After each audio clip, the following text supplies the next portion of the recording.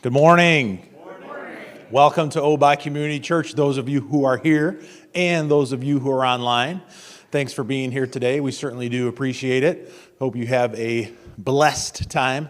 Hashtag blessed. Put that on your Instagram feed. There you go. So, my name's Jeff Szymanski. I'm one of the deacons here. I just want to welcome you. We do have a couple of announcements. First out of the gate, if you could pray for the Menezes. Am I saying that right? I'm not saying it right. Menezes. I never get it right, but they are some of our missionaries that we support, and they both have the COVID. And a collective groan went out through the crowd. Yes. So if we could keep them in our prayers, I'm not sure when the email came out, but they're about 10 days into it about right now. Yeah. So still not feeling real well. It doesn't sound like anybody's hospitalized, but just kind of dealing with it and sort of those things that go along with that. So keep them in your prayers this week. I know that they would appreciate that. On our church website, we have your digital connection card. You can fill that out. You can kind of slide over to Easy Tithe right on the same page. Additionally, we do have a small mailbox in the back for tithes and offerings. If you brought some cash or a check, that would be great. So Right Now Media, there should be a slide behind me pretty quickly here. If you want to sign up, which should be everyone, you can get your smartphone out right now, and you can text right now, space to 41411, and you'll get a message back, okay? So I got on this week, was kind of checking out a few things. I want you to let me know if you have heard of any of these people. Francis Chan. Yes. Oh, a couple. Tony Evans. Yes. Okay. Dave Ramsey. Yes. Sadie Robertson. Yes. No, she's one of the Duck Dynasty girls. Yeah. Andy Stanley. Priscilla Schar. Did I say that right? Probably not. Tim Tebow. Heard of them? Yeah. Those people all have studies on Right Now Media. You can access their studies and check them out and see what they have to say about whatever subject they're talking about. It's like crazy how much information is on there. If you need help with depression, addiction, if you want to do finance, if you want to study on marriage, if you're youth, there's kids videos on there. The favorite one that I saw, oh man, what was the name of it, Lydia? Allegories. Allegories of the Bible. And yeah, so a bunch of little cute little owls and stuff like that. So yeah, I encourage you to check it out. See if there's some information on there that will be pertinent to you and your life. And I think we actually have a trailer for it.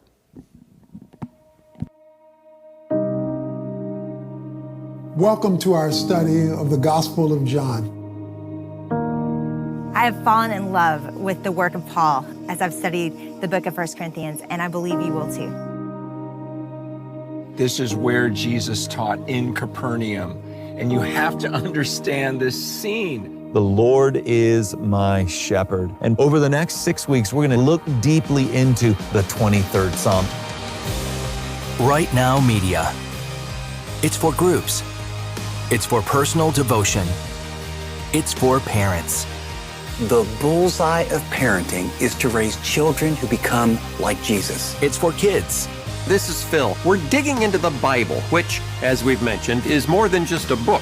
It's for tough times. So when you recognize that you're trying to have a conversation with your spouse and they're not ready to talk, it's not helpful to keep pressing them. It's for every phase of life. If you've made mistakes with money, you know what that makes you?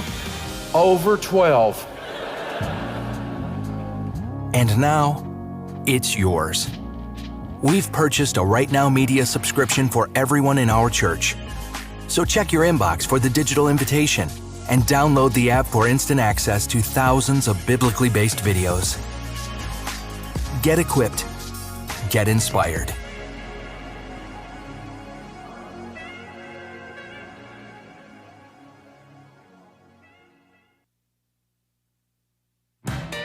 We're Chet and Susanna Baines. As marriage experts, we specialize in home modifications, which will help you improve the feng shui of your marriage. Because home is where the heart is, we update, construct, and remodel your nightmare and flip it into the marriage of your dreams. We are The Marriage Fixer-Uppers. So guys, tell me exactly what's been going on. I feel like he shuts down and never wants to talk about how he's feeling. Oh yeah.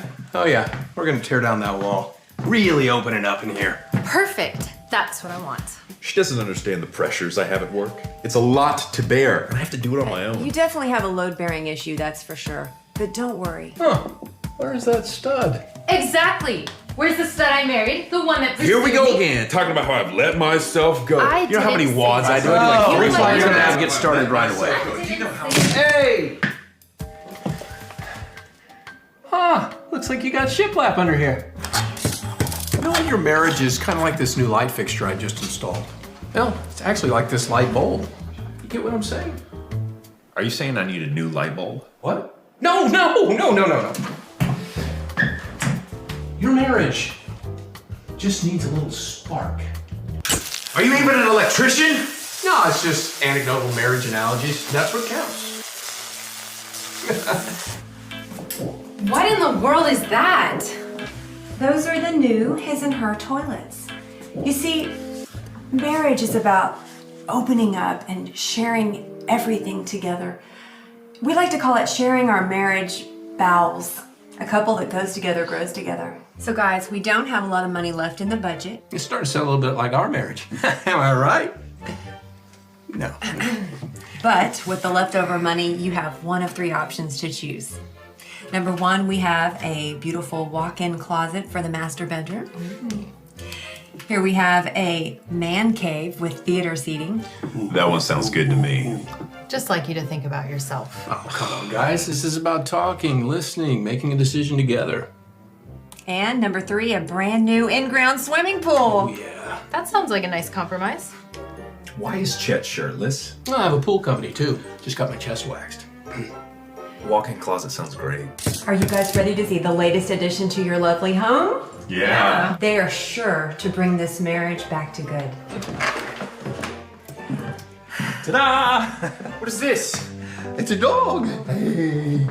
See, nothing brings a couple closer together than having a common purpose, like being able to take care of a dog. Gets you more responsibility when it comes to taking care of the kids. The kids? No! Whose kids are these? You can't be serious. Oh, hey, don't worry. We're turning John's office into a guest suite, so when the in-laws come to move in, everything will be taken care of. You got rid of my office? Oh, come on, like you ever did any work in there. Not now, Brooke. Mommy and Daddy are fighting again. Oh, no! I told you guys you weren't ready for kids. These aren't our kids.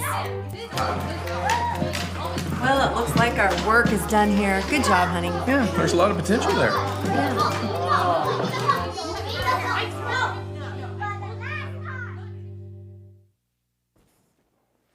Well, that seems about accurate, right? Marriage fixer-upper. Hey, welcome back, friends. We're in this series of talks called Fixer-Upper, and we're talking about relationships, and I look forward to what we're going to be talking about today. Last week we talked about the critical importance of this biblical principle called mutual submission.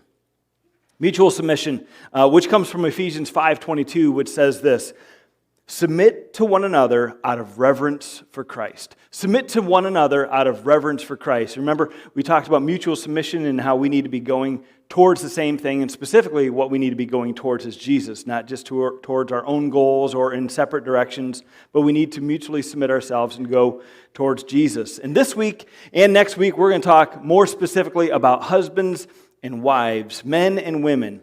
And I think that even if you're not married, you're probably going to find some helpful things in here, because the truth is you know and you interact with people from the opposite sex. So it's helpful to know something about the enemy, so you know how to defend yourself. I'm just kidding. I'm not talking about the enemy. I know I just ruined some of my credibility there. Just lighten up, all right? Lighten up. We're going to have some fun today. All kidding aside, the battle of the sexes is still a bit of a conflict.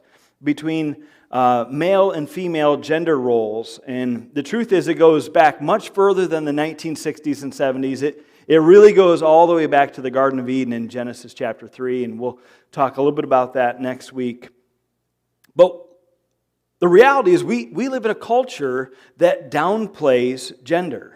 And it downplays gender, and it makes things gender neutral, and it pretends that everyone is the same with absolutely no differences between male and female.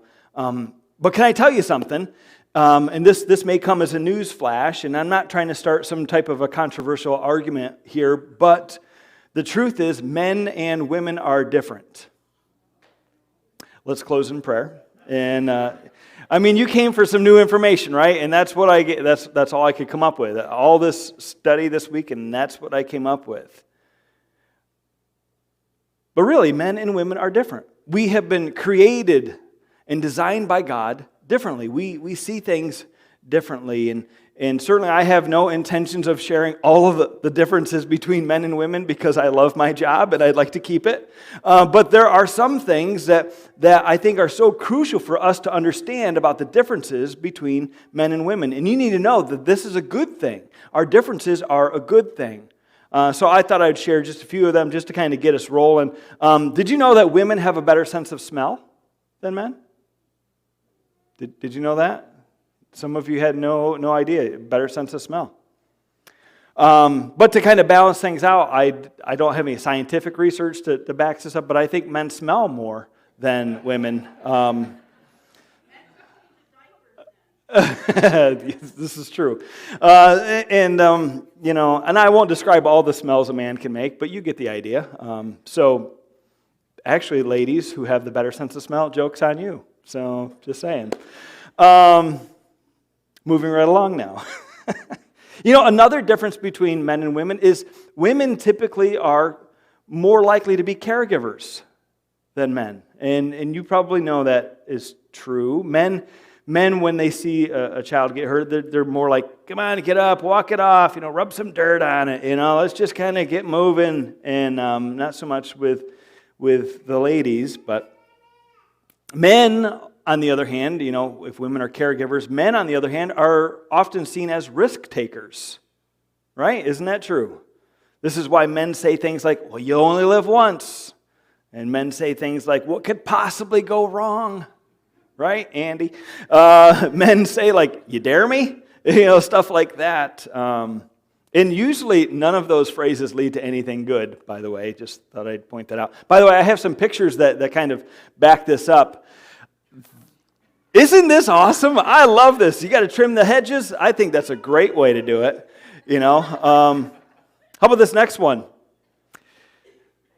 Does anybody think that's a bad idea? You see a problem about to happen here? Oh, man. Nice. How about this next one? Now, the funny thing is, when I see that, I'm like, absolutely, I would do that. Right? There's nothing wrong with that. In fact, I looked at a lot of these pictures, and several of them, I'm like, oh yeah, that would totally work. In fact, when I was doing some research, and I read an article about men and women, and it was talking about risk takers and caretakers, and it had this picture. We couldn't use the picture because of copyright and all that stuff. It had this picture of this guy on a third-story balcony, and two of his friends were standing on a ladder, and then the ladder was overextending the air, and the other guy was working on the air conditioner while his two friends were standing on the ladder, and I'm like, that could totally work. There's no reason why it shouldn't. I mean, he definitely weighs less than those other two guys, but anyway. And I also thought it was interesting that most of these pictures have two guys in it, so not only is it one bad idea, but it's a couple collective bad ideas working together, so we've got that as well. A related fun fact for you, studies show that women live longer than men, and now we know why, right? See, men and women are different. They're different. In fact, listen to what Jesus said in Matthew 19:4. Jesus said, haven't you read, he replied, that at the beginning the Creator made them male and female? So we're different. We've been created differently. Dr. Emerson Eggerichs, who is an author of a really great book on marriage called Love and Respect, he says that the men and women are as different as pink is from blue. We're different. By the way, Right Now Media, shameless plug, has some really great studies on this subject by Dr. Emerson Eggerichs. Here's a couple of them. The Crazy Cycle, and I'll talk a little bit about the Crazy Cycle today, and then also the book and the video series, Love and Respect. I know our small group is doing this series here, Love and Respect. Shameless plug. If your small group is looking for a study that you can do together, it's a really good one, and I would encourage you to check it out. And in his book, Love and Respect, he talks about how men and women, how they communicate differently, that everything that they see and hear and say is through pink and blue. And so we get this little graphic here, and he talks about how men and women, they see things and hear things through their pink sunglasses and their hearing aids and their megaphones, and we kind of hear and interpret things. And when women speak and when men speak, they do it through, or when they see things through a different perspective. You ever notice that? You see things through a different perspective than what your spouse sees. It's because of, it's those sunglasses, those magical sunglasses that we don't know where they're at, but apparently they're out there. And also, we tend to hear things through blue and pink hearing aids. Men, isn't it true that sometimes your wife says something to you and it just goes completely over your head? You have no idea what that was all about because you're kind of listening to it through your blue hearing aids, and another woman would have picked up what she said completely fine. Is that true? It's like, I didn't get it. It just went right over my head. This other person, she would have totally gotten that. In megaphones, men and women also communicate through blue and pink megaphones. In his book, Love and Respect, he uses this illustration of a couple that is going out on a romantic date, and they both go to the closet, and the wife, she walks in and she looks around and she says, I have nothing to wear. In this giant closet, I have nothing to wear. And what she means is, I have nothing new to wear. Right? And a man can walk in the same closet and can say, I have nothing to wear. And what he means is, I have nothing clean to wear. Or perhaps nothing that fits to wear. Right? They're saying the exact same thing, but they're the same words, but they're communicating something different. And women would understand each other. They would understand each other. So, the woman's girlfriend would say, well, let's go out shopping. We'll get you something to wear. And a man would just pick up the nearest article of clothing, smell it, and say, it smells fine, put that on. Right? Because we hear and see and speak through pink and blue. We're different. So where did these differences come from? And how does it affect how we relate to each other? Well, we're going to look at a verse in Ephesians, specifically Ephesians 5:33. So if you want to turn there now, Ephesians 5:33. In case you're wondering, I skipped a section. We're going to go back to that section next week. So I hope you'll join us for, I think it's 22 through 32 next week. So Ephesians 5:33 is what we're going to look at because it's going to kind of be foundational for the things that we talk about next week. So for the next few minutes, we're going to look at two primary differences between men and women. And these differences are so incredibly critical for us to get. And it's the differences of love and respect. And in this verse, the Apostle Paul is specifically addressing husbands when he says this, Ephesians 5:33. He says, however, each one of you, and remember he's talking to husbands specifically, each one of you also must love his wife as he loves himself, and the wife must respect her husband. Love and respect. Love and respect. And really to fully understand and to appreciate this verse, I think we really need to remember that it builds off of what we talked about last week when we talked about this mutual submission from Ephesians 5:21, which once again says, submit to one another out of reverence for Christ. Submit to one another out of reverence for Christ.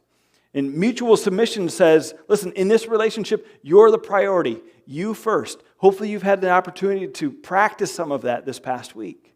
Mutual submission. So mutual submission is this key to understanding how love and respect work together. And they work together, by the way. In fact, you might want to write this down.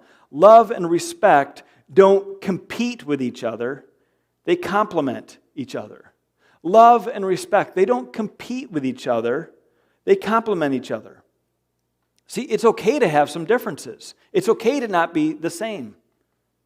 Emerson Eggerichs, he said in our video this last week, he said, listen, if you were both the same, one of you is unnecessary, right? There's some truth to that. So we don't compete with each other in our differences here with love and respect. We complement each other. But when we have these misunderstandings, it's because we're focused on some of our differences. Remember, men and women are different. They're equal, but different. Equality is different than sameness, okay? See, equality is a good thing. But equality does not mean sameness. It doesn't mean the same. 100 pennies has the exact same value as a $1 bill. They have the exact same value, but they're still different, right? You could take a $1 bill, put it in your gym sock, run around for a while. It'd be a little bit sweaty, but you could do it. It'd be difficult to do that with 100 pennies, right? So they have the same value, but they're still different. And men and women are equal in value, but they still have differences. Galatians 3:28 says this, there is neither Jew nor Gentile, neither slave nor free, nor is there male and female, for you are all one in Christ Jesus. So men and women, we're equal, but we're different. And one of the ways that we're different is summarized here in Ephesians 5:33. Paul, once again speaking to husbands, says this, however, each one of you, husbands, also must love his wife as he loves himself, and the wife must respect her husband. And if you were just kind of reading through this without trying to look for anything specific, anything to apply, it would be easy just to kind of skim over that. Right? I mean, it's just a verse. You're just kind of looking through there and you're like, okay, I love this and respect this. Okay, let's move on. But does it really have any fundamental change in the way that we behave? And is this really a major difference? Well, I think it is. I think it is for us to examine why is this so critical for us to understand love and respect. Well, let's talk about these words. First of all, let's talk about the word love. Let's talk about love. And in the Greek language, there are 3 different words for love. Maybe you've heard this before, but you have agape, phileo, and eros. Eros is where we get the word erotic. It's more of the passionate, physical love. Phileo, like Philadelphia, the city of brotherly love, or brotherly shove, depends on whether you've actually been there or not. The city of brotherly love is phileo. It's this friendship type of love. And then agape, which is the word that's used here, is talking about this unconditional love. It's an unconditional love. And so whenever we talk about the word love in this series, unless I specifically say something different, we're talking about this agape, unconditional love. And it's the highest form of love that is out there. Someone who practices agape love, they put others ahead of themselves. Does that sound familiar? Submission. Mutual submission. It's sometimes described as love in spite of, as opposed to because of. Love in spite of, as opposed to love because of. Let me illustrate. See, it's easy to say, I love this person because they're whatever. I love this person because they're attractive. I love this person because they're funny. I love this person because they're sensitive. But that's different than I love this person in spite of their flaws. I love this person in spite of their weaknesses. I love this person in spite of their shortcomings. You see the difference there? See, one is conditional, the other is unconditional. And we live in a culture that loves to place conditions on things, including love. Our culture says, I love you if you do this. Or I'll love you unless you do that. And unconditional love loves regardless of another person's performance. By the way, we want people to love us unconditionally, but we don't always do so well at loving other people unconditionally, do we? That's a bit about love. We'll talk a little bit more about that next week. But let's talk about this word respect. And I think this is really important for us to understand because when we talk about relationships, love often comes to the forefront as a word that we talk about, right? It's something that we frequently talk about when it comes to relationships, love and, and marriage, right? And they kind of go together. It seems like there's a song about that, right? And so we frequently talk about love when we talk about relationships, but we don't really talk much about respect. It's just kind of absent sometimes, There's lots of greeting cards at Valentine's Day that talk about, hey, honey, I really love you. There's not so many that say, honey, I just thought I'd let you know that I really respect you. You just don't see those greeting cards. Why is that? And yet this is so important because we'll see here that men crave respect like women crave love. See, we're created differently.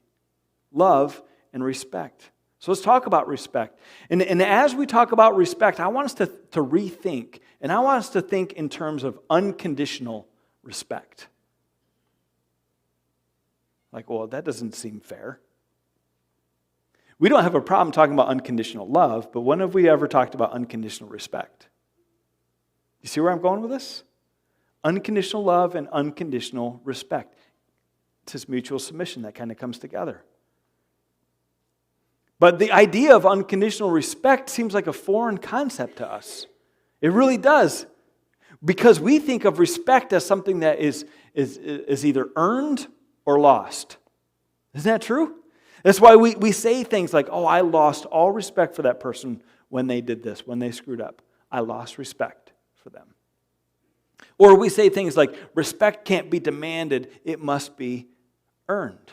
So we think of respect as something either learned or earned or lost. See, both earning and losing respect makes sense to us because it's a kind of a part of our culture. But what if Scripture calls us to live relationships that are countercultural? Things that go against the norm. Now, especially in a marriage relationship, a relational system, think about this, a relationship system of earning and losing either love or respect is a bad system. It's a bad system, let me tell you why. Because someone would have to be keeping score somewhere. If you're either earning or losing, either love or respect, somebody's got to keep score. There's got to be a tally sheet out there somewhere in a database. See, if this was the case, when you perform well, you earn chips. If you mess up, you lose chips. And if you mess up often enough or big enough, then you find yourself in a relational debt, relational bankruptcy. And unfortunately, isn't that what seems to happen in many relationships? Because they're going by this system of earning and losing, either love or respect. This is why unconditional love and unconditional respect is so foreign to us, and it would be so dramatic if we began to apply it to our marriages.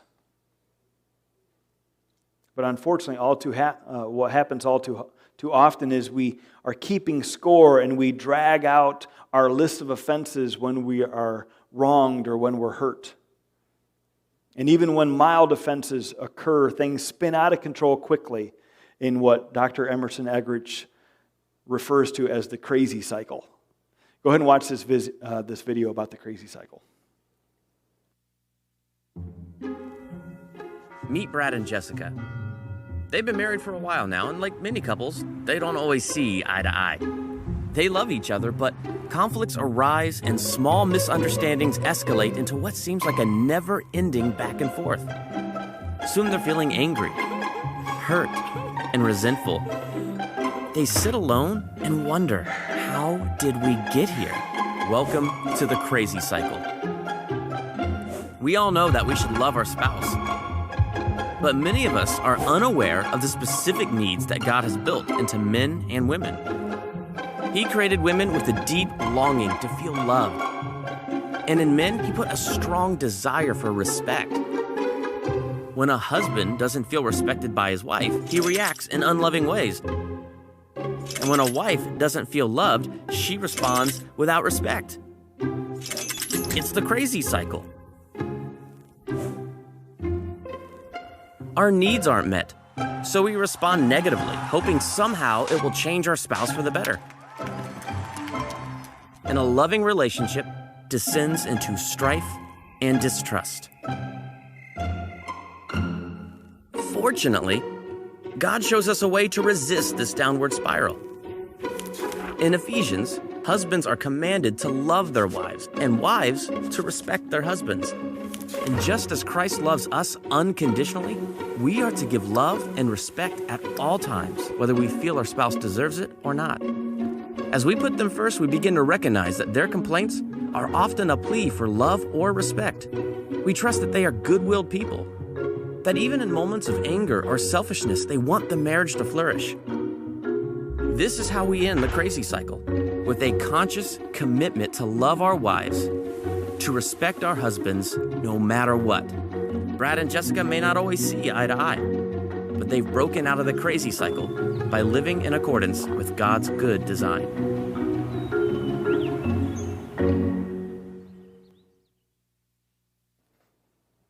The crazy cycle.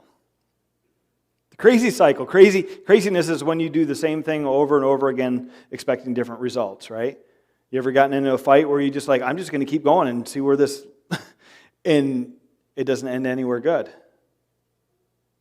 The crazy cycle, when he reacts without love, she reacts without respect, and when she reacts without respect, he reacts without love, and it just keeps going and going and going. Have you ever gotten in fights over dumb things with your spouse? Every hand ought to be up right now if you're married. That's right. 2 hands. I saw 2 hands go up on some people. That's right. It's right. When we get in fights over dumb things sometimes, should you squeeze the toothpaste from the bottom or the middle, right? That's a age-old question. Does the toilet paper, does it roll over the top? Does it roll behind the back? Have you ever gotten into a fight about where to go to dinner? 3 of you and 40-some liars, right? Yeah, absolutely not. It's like, where should we go? I don't know, you decide. And you just kind of going back and forth, and somebody finally makes a decision, and like, I don't want to go there. I'm like, well, didn't you just tell me to decide, and now we don't want to go to the place that you wanted to go? And yeah, we can get into these arguments over these dumb little things.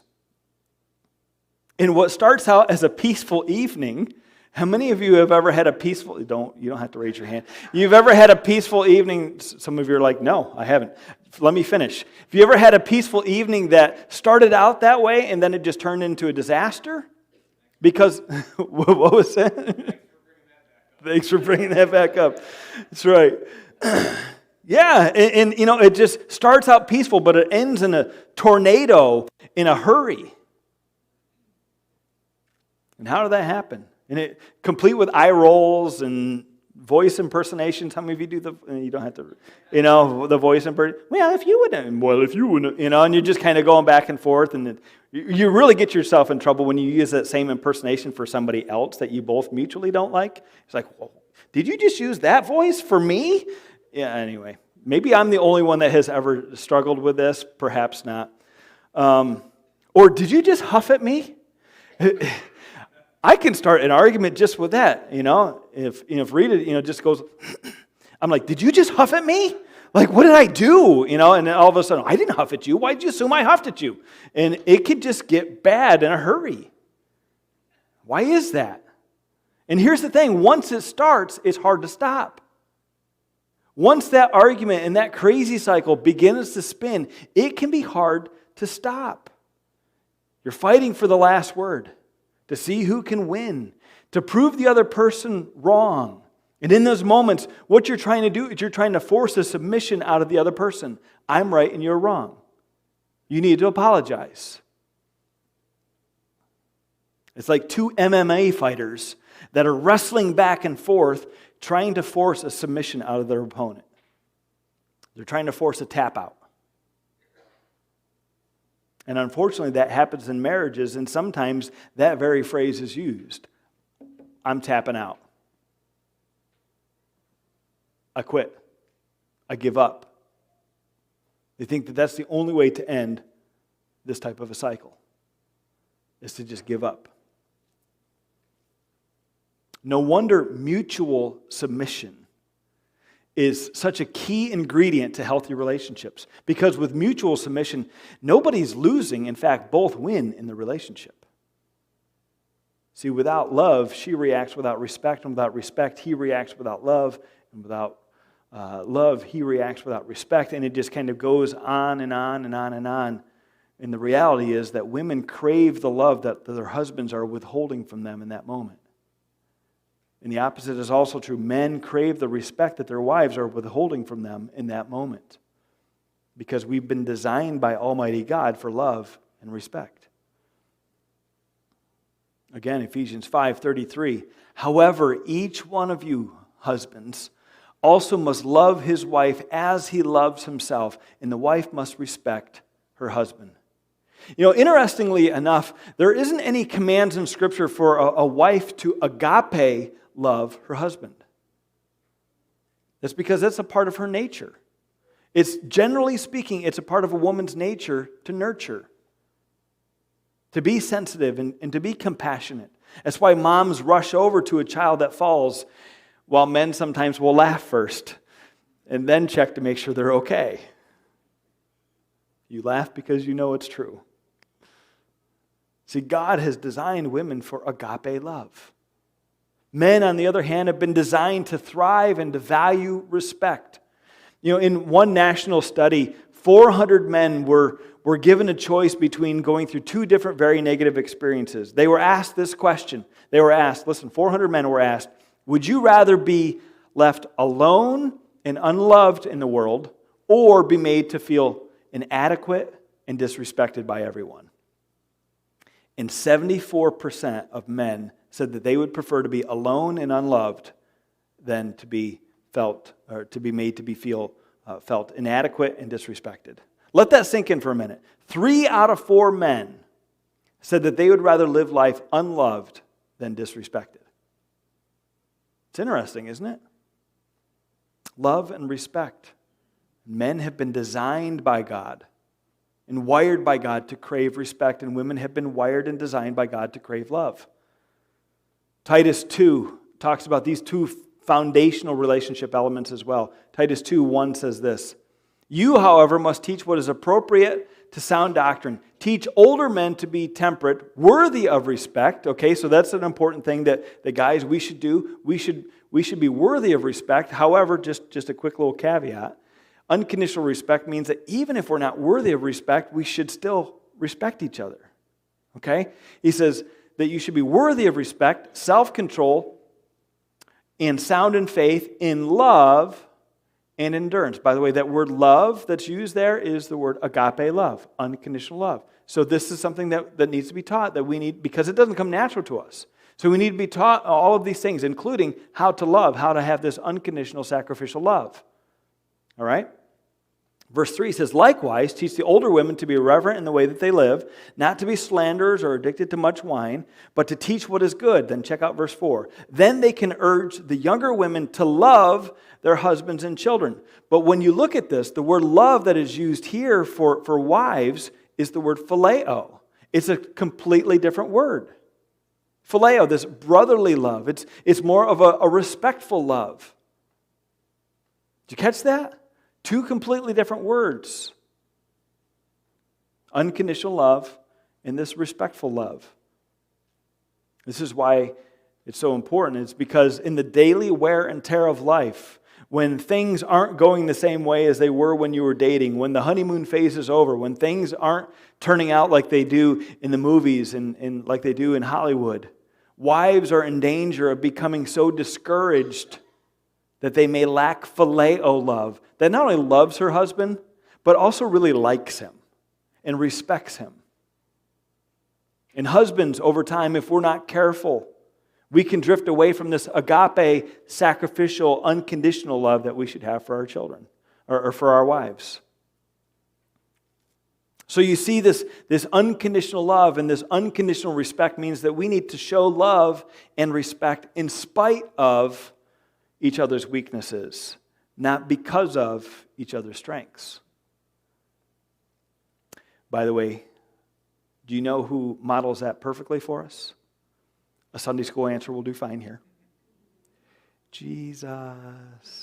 Some of you are like, squirrel? No. Jesus.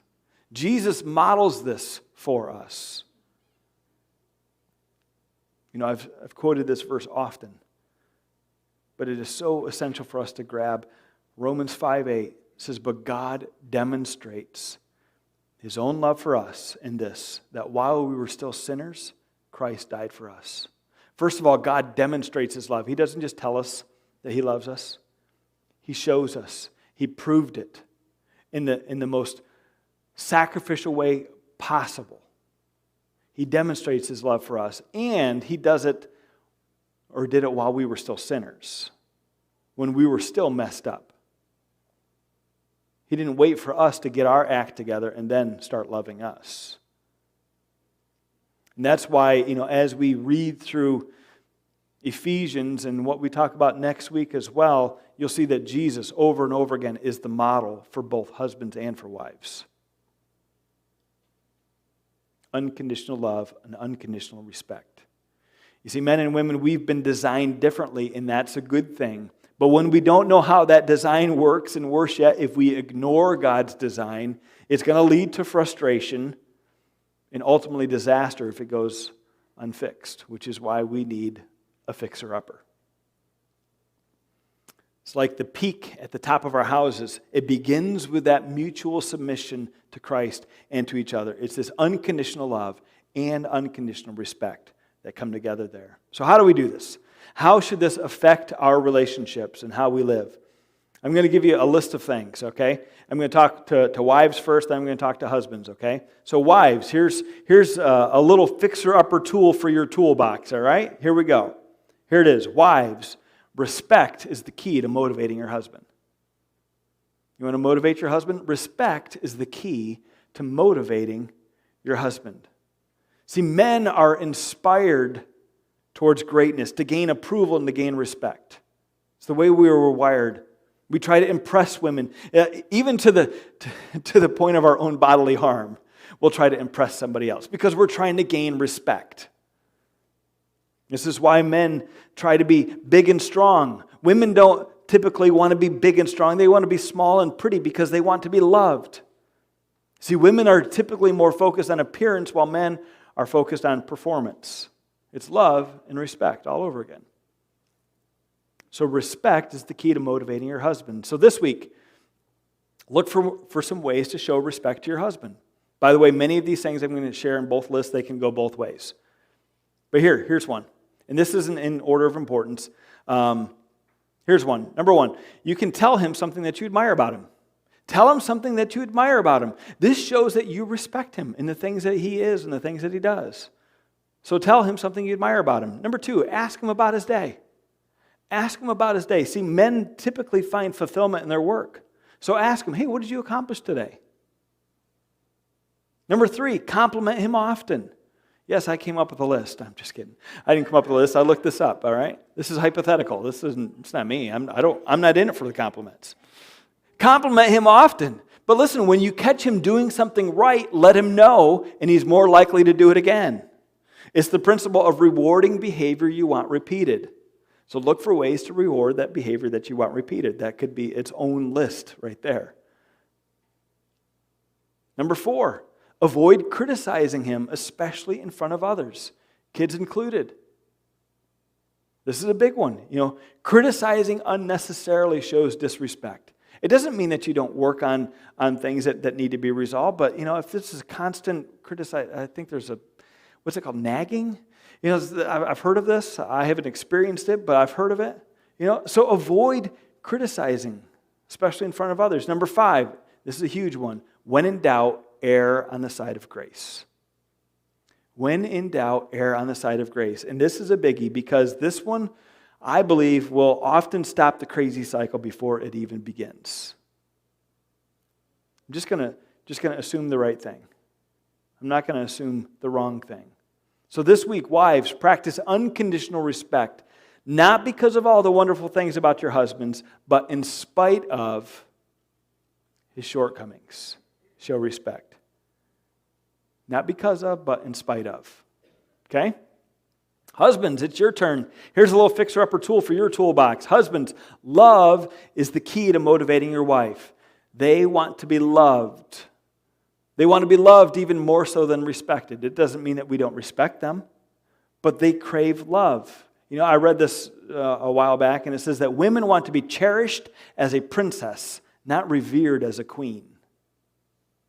Women want to be cherished as a princess, not revered as a queen. So try treating your wife more like a princess. So husbands, here's some things that you can do. Number one, leave her a love note. Not a respect note, a love note. Remember when you were doing this while you were dating? Why not try it again? You can even do this with a Post-it note, and it can be effective. Number two, hold her hand in public. Sometimes there's nothing sweeter than showing affection in front of other people.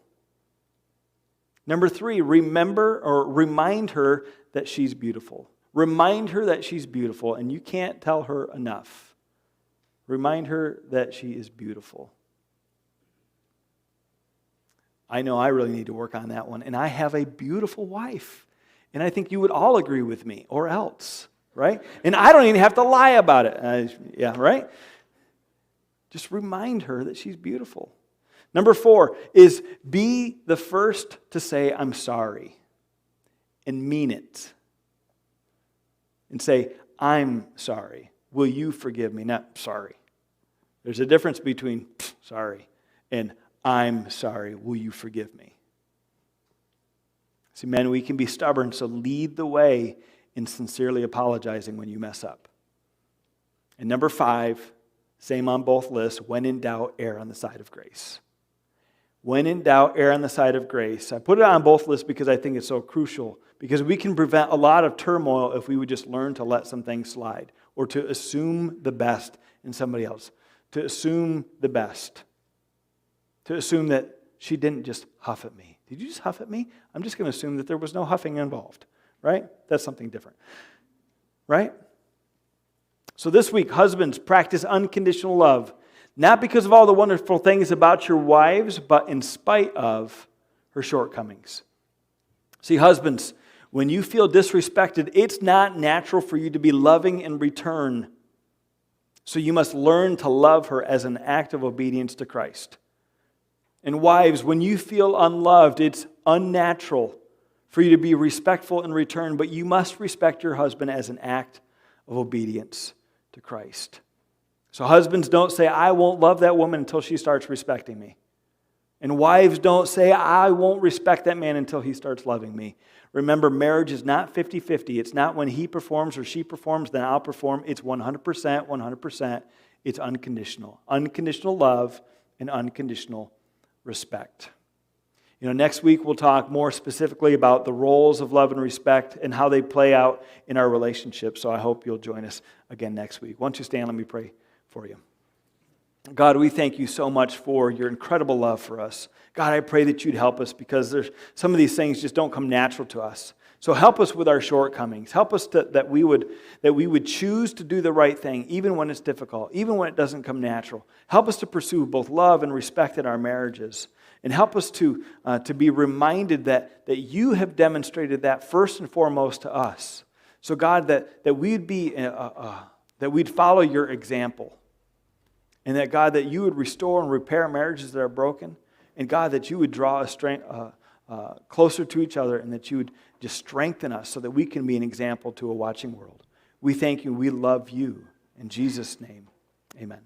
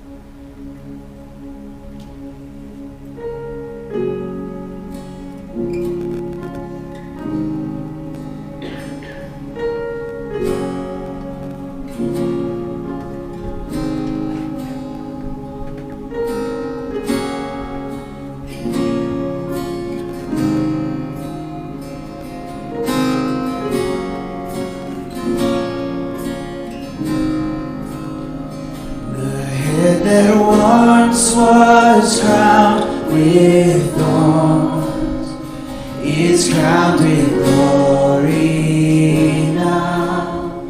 The Savior knelt to wash our feet. Now at his feet we bow.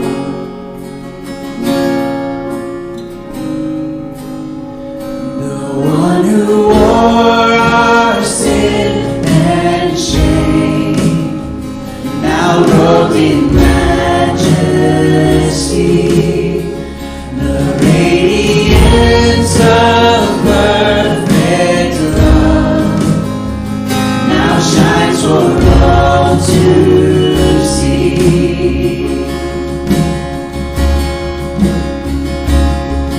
Your name is victory. Your praise will rise to Christ our King. Your name is victory. Your praise will rise to Christ our King.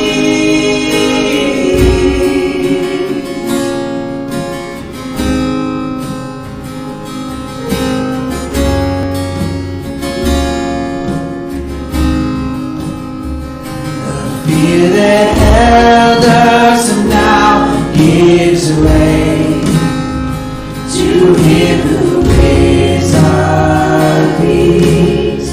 His final breath upon the cross is now alive in me.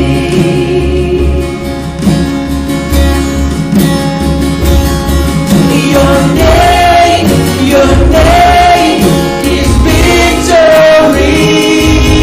Your praise will rise to Christ our King.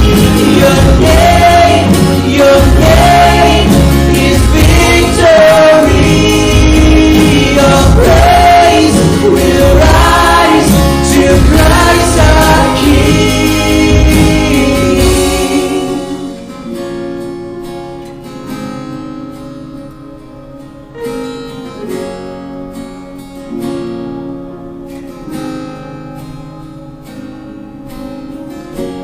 By your Spirit I will rise from the ashes of defeat.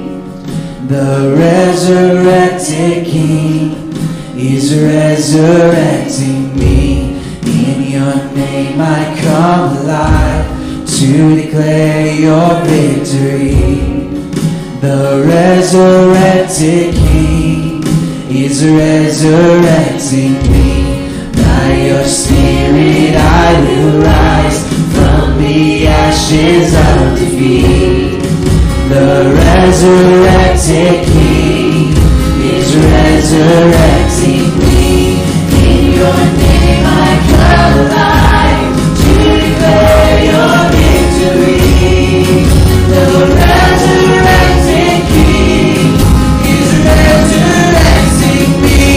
By your Spirit I will rise from the ashes of defeat. The resurrected King is resurrecting me. In your name I come alive to declare your victory. The resurrected King is resurrecting me.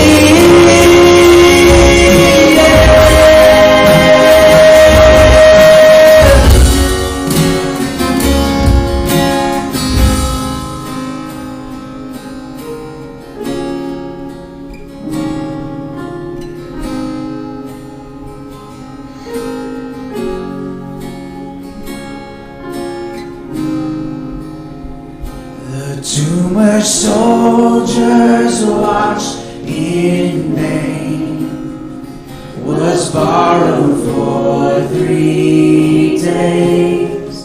His body there would not remain. Our God has crossed the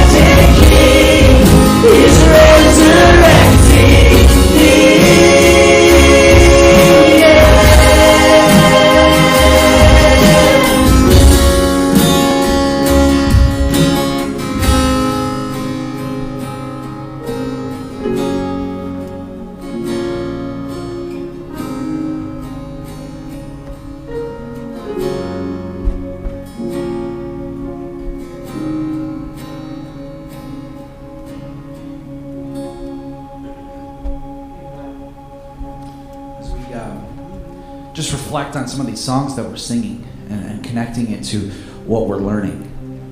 The truth is that the gospel truth isn't just about going to heaven one day, right? It's about God transforming and resurrecting all of us, taking us from death to life, and there's no part of our life that doesn't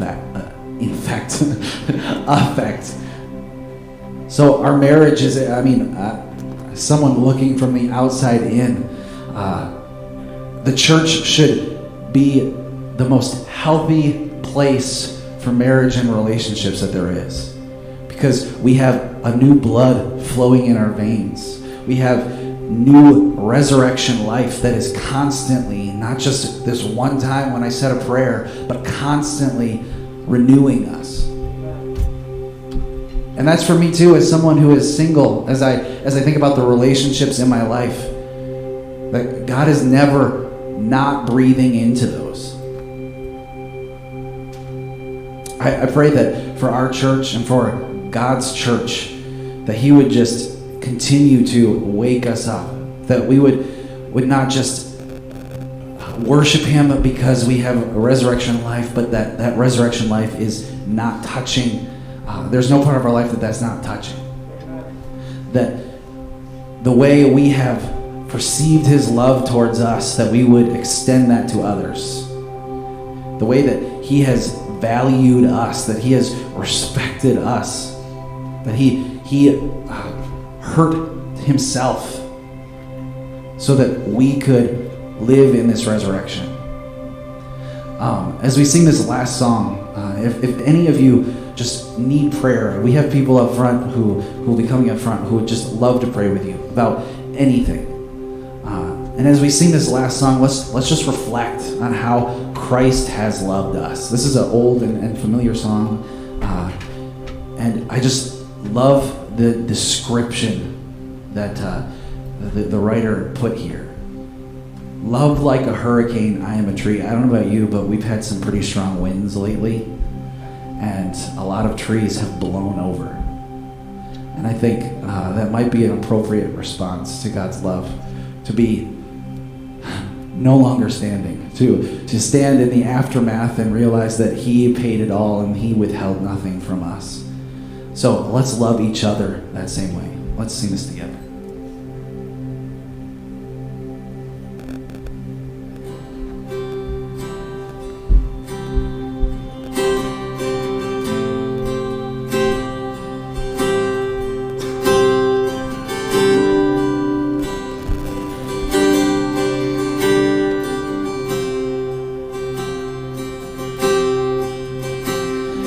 He is jealous for me,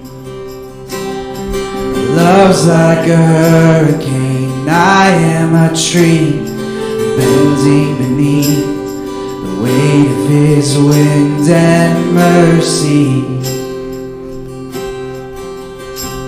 When all of a sudden I am unaware of these afflictions eclipsed by glory, and I realize just how beautiful You are and how great Your affections are for me. And oh, how He loves us so.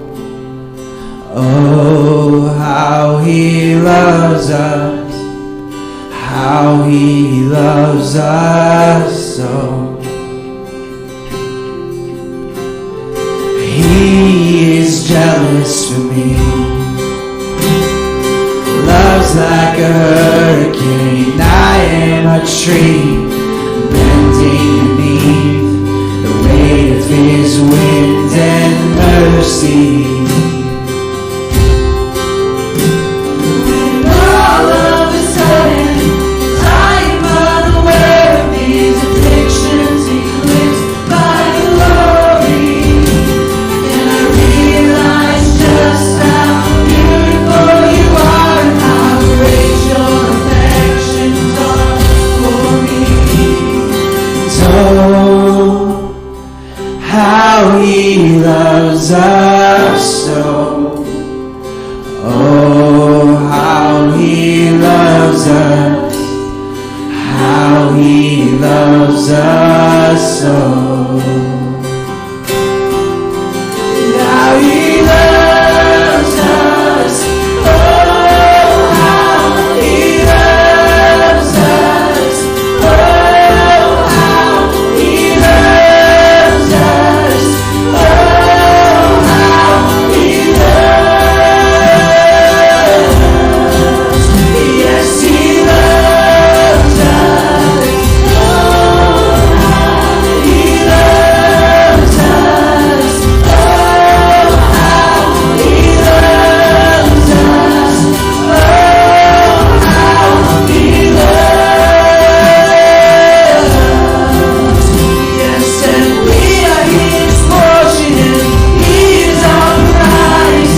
Drawn to redemption by the grace in his eyes. In his grace is an ocean we're all sinking. So heavy turn like an ocean is, and my heart turns violently inside my chest. I don't have time to maintain these regrets when I think my Lord, that he loves us. Oh, how he loves us. Oh, how he loves us. Oh, how he loves us. Yes, he loves us. Oh, how he loves us. Oh, how he loves us. Oh, how he loves. Yes, he loves us. Oh, how he loves us. Oh, how he loves us. Oh, how he loves.